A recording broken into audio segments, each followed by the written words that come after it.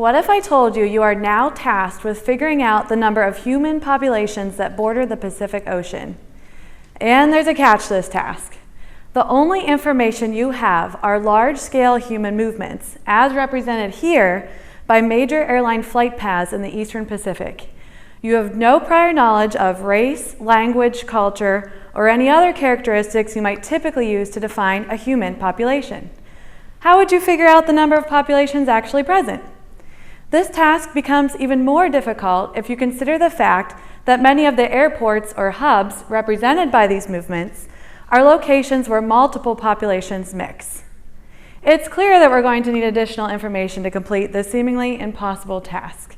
This is where the magic of DNA comes in.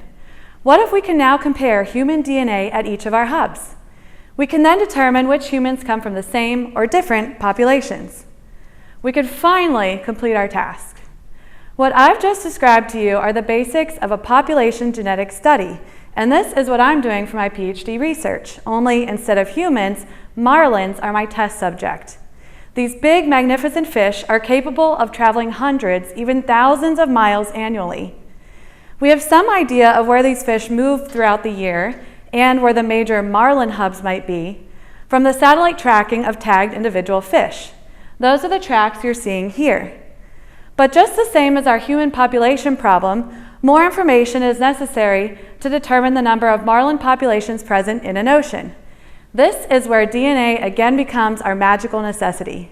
By comparing the DNA of marlins sampled from multiple geographic locations, I can tell which marlins are genetically similar and belong to the same population, and which are genetically different and belong to different populations.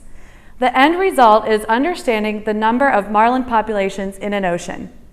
So, why is this information important? Fisheries managers can now promote the sustainability of each marlin population, prevent the unintentional overfishing of some populations compared to others, and maintain genetic diversity critical for withstanding disease and environmental fluctuations. And that is the magic of DNA.